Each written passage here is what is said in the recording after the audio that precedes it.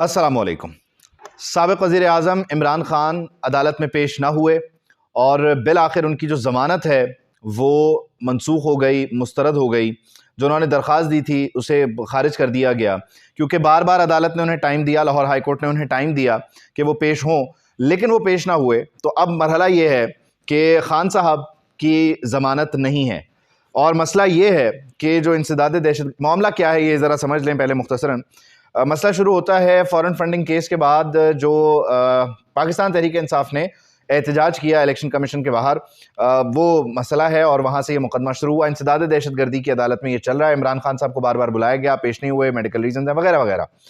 तो ज़मानत उनकी जो है वहाँ पे जो उनको इस्तिस्ना हासिल था वो ख़त्म हो गया, अब उन्हें वहाँ पे पेश करना है और ज़मानत लेना चाह रहे हैं जनाब इमरान खान साहब।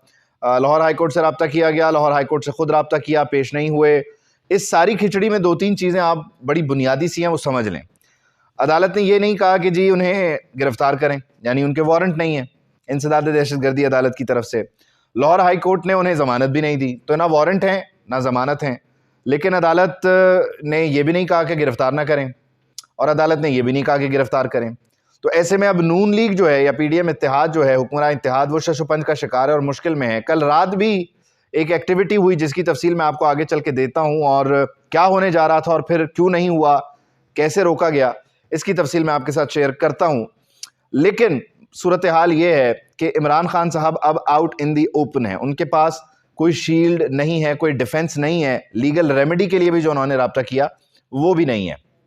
खान साहब अब जमान पार्क से निकलना चाह रहे थे लेकिन निकले नहीं और फिर वक्त ख़त्म हो गया और मामला आपके सामने है कि ज़मानत मुस्तरद हो गई, जो हिफाजती ज़मानत थी उसे ख़त्म कर दिया गया। अब खान साहब आउट इन दी ओपन, ना वारंट कहते हैं उन्हें पकड़ो, ना ज़मानत रोकती है कि ना पकड़ो।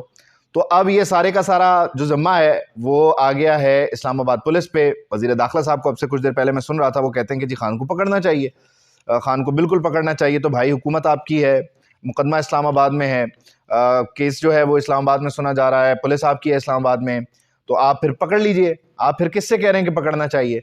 और रात को जो एक्टिविटी थी, रात को जो होने जा रहा था, उसे किसने अंडू किया और वो इनिशिएट किसने किया, इस सब पर भी बात करते हैं। आज एक अजीब सी सूरत हाल ये भी हो गई है तहरीक इंसाफ के दोस्तों के साथ कि एक तरफ जो है वो परवेज़ इलाही साहब की ऑडियोज़ लीक हो रही हैं, जो मुबैना तौर पर जो वो अपने केसेस की फिक्सेशन है और हाई कोर्ट को डोमिनेट कर रहे हैं, वहाँ पर अपने चहीते मोहम्मद खान के जो केसेस हैं उनके लिए मामलात को सेटल करने की कोशिश कर रहे थे।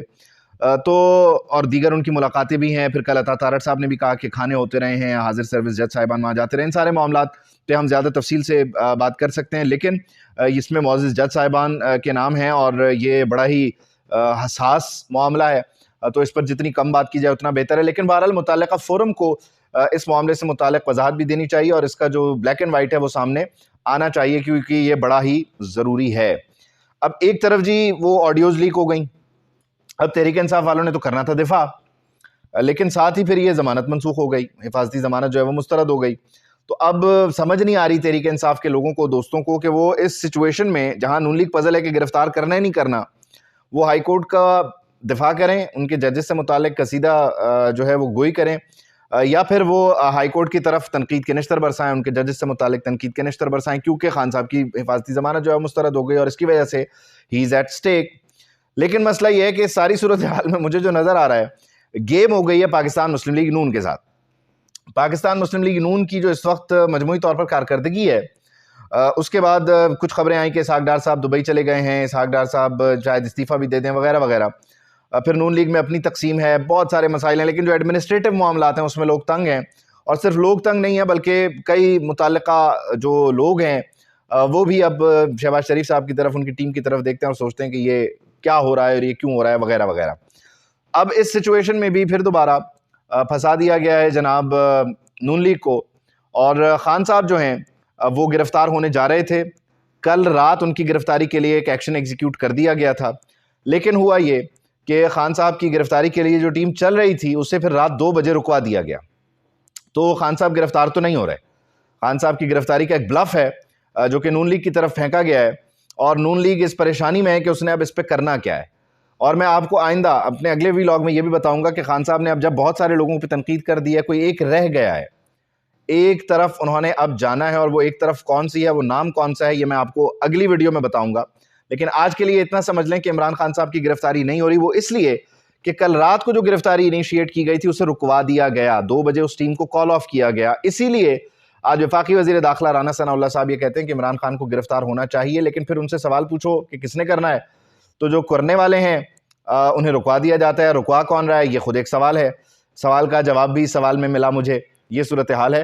तो खान साहब मजमूई तौर पर इस सारी सिचुएशन में out in the open exposed हैं। वारंट भी नहीं है, जमानत भी नहीं है, लेकिन कोई उन्हें गिरफ्तार भी नहीं होने दे रहा। और वजीर दाखिला साहब जो हैं वो शशुपंज का शिकार हैं। तो मैं इस सारी गुफ्तगू का हासिल वसूल यही है कि हाथ हो गया है जी पाकिस्तान मुस्लिम लीग नून के साथ, फंस गई है, मुश्किल में है और शदीद परेशानी में है।